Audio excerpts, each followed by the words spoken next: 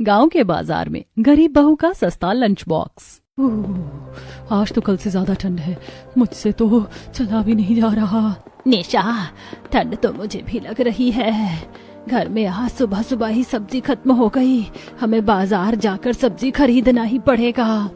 हाँ माँ जी, आप सही कह रही हैं, घर में बनाने के लिए एक भी सब्जी नहीं है, बाजार तो हमें जाना ही पड़ेगा।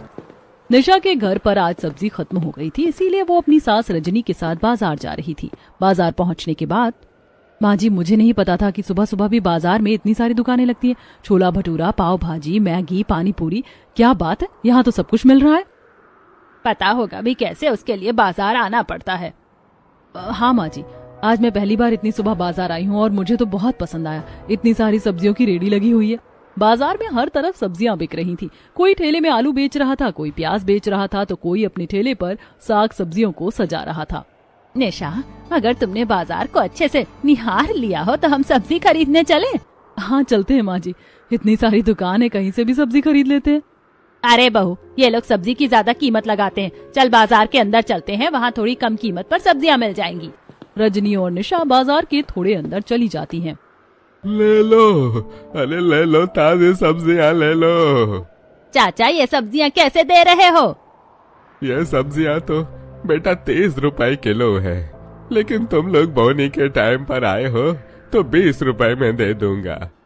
ये सब्जी तो फ्रेश लग रही है और 20 रुपए किलो मिल रही है। माँ जी, हमें सब्जी यहीं से खरीदना चाहिए। तुम सही कह रही हो, हमें 2 किलो सब्जी दे दो। सब्जियां खरीदकर निशा और रजनी घर वापस आ जाते हैं। निशा को बहुत जोरों की ठंड लग रही होती है, वहीं रजनी, निशा मुझे ठंड लग रही है, काम करो, गर्मा गर्म चाय बना दो और फिर खाने की तैयारी कर लेना। जब मैंने कहा था मुझे ठंड लग रही है तो माँ जी मुझे ताने मार रही थी और अब खुद देखो चाय मांग रही है। अच्छा हुआ मैंने पहले ही चाय चढ़ा रखी थी। वैसे तो निशा और उसकी सास की काफी जमती थी, लेकिन फिर भी बाकी सास बहू की तरह इनमें भी कभी कभी खिटपिट होती रहती थी। चाय बनने में और कितना टाइम लगेगा? ये लीजिए माँ जी, आपकी चाय बन गई है। मैंने इसमें थोड़े तुलसी के पत्ते डाले हैं, इससे हमें ठंड नहीं लगेगी।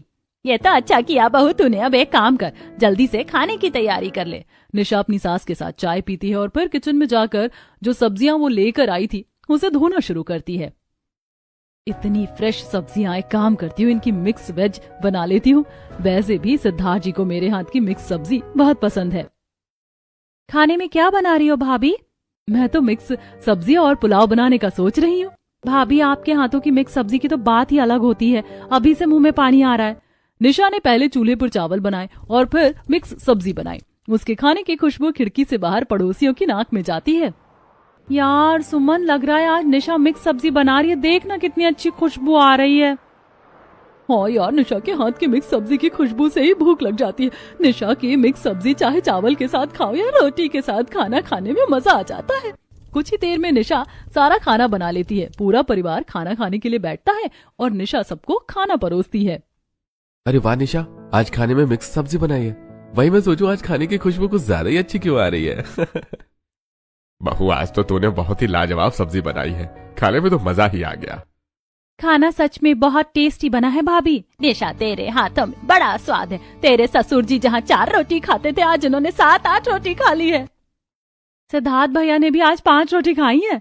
सभी को इस तरह खुशी से खाना खाते देखकर निशा को बहुत अच्छा लगता है। जब वो बर्तन धोने के लिए बाहर जाती है तब, अरे निशा भाभी, आज क्या आपने मिक्स सब्जी बनाई थी? हाँ सुमन, तुम्हें कैसे पता? कैसे पता नहीं होगा भाभी, आपके खाने की खुशबू ने पूरे गांव को बता दिया कि आपके घर में मिक्स सब्जी बनी थी।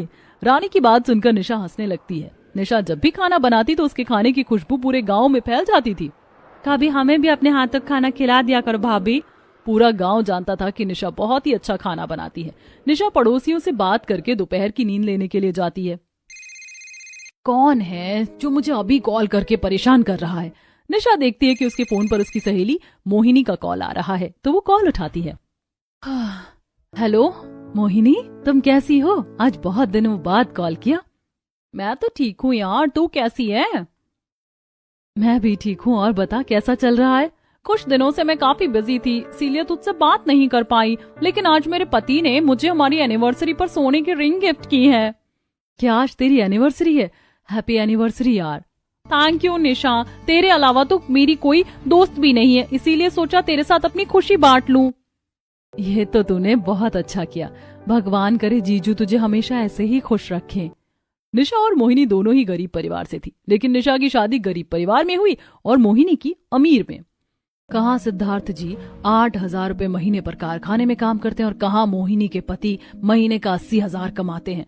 निशा को अक्सर मोहिनी से काफी जलन होती, क्योंकि मोहिनी मीठी चूरी बनकर निशा के सामने शो ऑफ करती रहती थी। कुछ देर बात करने के बाद मोहिनी फोन रख देती है। निशा, शाम ढल गई है, रात के खाने की तैयारी कर ले। हाँ माँ जी, मैं बस जा ही रही हूँ खाना बनाने। निशा रोटी बेलते हुए सोचती है, क्या नसीब है मोहिनी का। उसका पति उसे कभी सोने की अंगूठी देता है, कभी बनारसी साड़ी, तो कभी घुमाने लेकर जाता है, और वहीं मुझे देखो। वैसे तो निशा के ससुराल वाले गरीब थे, लेकिन सिद्धार्थ की कमाई से सिर्फ जरूरतें पूरी होती थी। सिद्धार्थ निशा के शौक पूरे नहीं कर पाता था। 10 बज गए हैं, खाना कब बनेगा बहू? खाना बस बन गया है, आप लोग बैठिए, मैं खाना लेकर आती हूँ। पल्लवी और निशा मिलकर सबको खाना देती हैं और सभी खाना खाकर सो जाते हैं। फिर अगली सुबह गांव में, माँ, ये पड़ोस वाले चाचा ठेला क्यों लगा रहे हैं? ये लोग छोले भटूरे लेकर कहाँ जा रहे हैं? माँ, इतनी सुबह रामलाल चाचा अपने ठेले पर मैगी क्यों बना रहे हैं?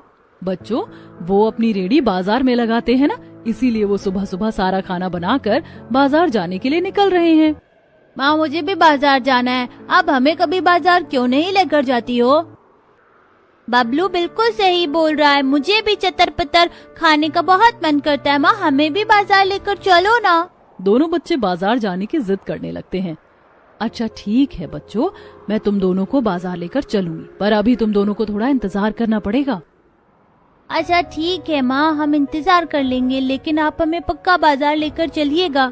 कुछ दिन ऐसे ही बीतते हैं। एक दिन निशा अपनी रसोई में बैठकर खाना बना रही होती है, तभी उसकी पड़ोसी सुमन उसके पास आती है।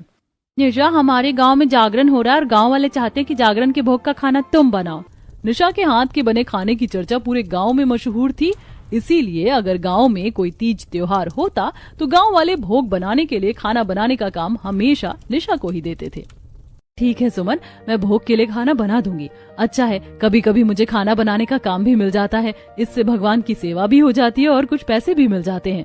2 दिन बाद जागरण का दिन आ जाता है। निशा तैयार होकर जागरण में खाना बनाने के लिए जाती है। चलो बुलावा आया है, माता ने बुलाया है। अरे वाह, कितना सुंदर पंडाल बनाया है गांव वालों ने जागरण के लिए, और माता की फोटो तो इतनी सुंदर है कि उससे नजर हटाने का मन ही नहीं कर रहा। अरे निशा, माता की भक्ति में बाद में खोना, चलो अब उनकी सेवा के लिए जल्दी से भोग बना दो। निशा पंडाल के पीछे बनी रसोई में जाकर बड़ी सी कढ़ाई में सब्जियों को फ्राई करती है।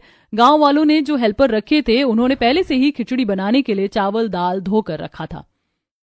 सब्जियां तो फ्राई हो गई हैं, अब सिर्फ पानी डालकर चावल और दाल डालकर इसे अच्छे से पकाना है।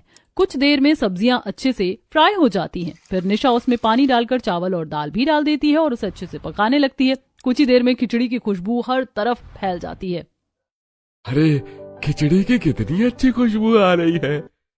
हाँ, खुशबू इतनी अच्छी है तो पता नहीं खिचड़ी में कितना स्वाद होगा। मेरा ध्यान तो जागरण से ज्यादा खिचड़ी पर जा रहा है। थोड़ी देर में भोग बनकर तैयार हो जाता है। सभी लोग खाने के लिए बैठते हैं। अरे निशा भाभी, आपने तो खिचड़ी कितनी टेस्टी बनाई है, आज तो मैं पेट फटने तक खाऊंगा। खिचड़ी इतनी अच्छी बनी है कि टिफिन में भर कर अपने बच्चों के लिए भी लेकर जाऊंगी। इस तरह गांव वाले निशा के हाथ की बनी खिचड़ी की बहुत तारीफ करते हैं। सुमन भी कैटरिंग का काम करने के लिए निशा को 5,000 रुपए देती है। और कुछ दिन बाद, अरे घर पर तो बनाने के लिए कोई सब्जी नहीं है, मुझे बाजार जाना पड़ेगा। बाहर देखो कितना कोहरा है, इतनी ठंड में बाजार जाने का मन ही नहीं करता है। मम्मी, हम भी बाजार जाएंगे, हमें भी बाजार लेकर चलिए। हाँ मम्मी, हम भी बाजार जाएंगे, आपने बोला था आप हमें बाजार लेकर चलोगी। ठीक है बच्चों, लेकिन प्रॉमिस करो तुम लोग मुझे वहाँ तंग नहीं करोगे। नहीं मम्मी, हम लोग आपको बिल्कुल भी तंग नहीं करेंगे। ठंड बहुत ज्यादा थी, लेकिन फिर भी निशा अपने बच्चों को लेकर बाजार चली जाती है। बाजार पहुँचने के बाद, अरे वाह मम्मी, बाजार में तो कितनी सारी खाने पीने की दुकानें हैं। मोमो, चाउमीन, पकौड़े, पाव भाजी, मन कर रहा सब कुछ खा लूं। मम्मी, मुझे छोले भटूरे खाने, मुझे खिलाओ ना। मम्मी, मैं पाव भाजी खाऊंगी, मैंने बहुत दिनों से सोचा था कि जब बाजार जाऊंगी तो पाव भाजी खाऊंगी। अच्छा ठीक है बच्चों, तुम्हारा जो मन है वो खा लो। कौन सा तुम लोग रोज रोज बाजार आते हो। वैसे भी जो खाना है जल्दी खा लो, ठंड बढ़ रही है। निशा बच्चों को उनकी पसंद के खाने की चीजें खिलाती है और फिर खुद सब्जियां खरीद कर वापस घर आ जाती है। आज बच्चे बाजार घूमकर काफी ज्यादा खुश थे क्योंकि लौटते वक्त निशा ने उन्हें चॉकलेट भी दिलवाई थी। कुछ दिन बाद, सिद्धार्थ जी, आज मैंने आपके लंच में राजमा चावल और सलाद रखा है, खाकर बताइएगा कैसा स्वाद है। अरे वाह निशा, राजमा चावल सुनकर तो मुझे अभी से भूख लग रही है। लंच टाइम तक इंतजार करने में आज हालत खराब होने वाली है। सिद्धार्थ की बात सुनकर निशा हंसने लगती है और सिद्धार्थ अपने काम पर चला जाता है। दोपहर के समय जब लंच का टाइम होता है तब सिद्धार्थ जैसे ही अपना लंच खोलता है तो उसकी खुशबू चारों तरफ फैल जाती है। अरे वाह, खाना तो अभी तक गर्म है। तेरी टिफिन में तो कितनी अच्छी खुशबू आ रही है सिद्धार्थ।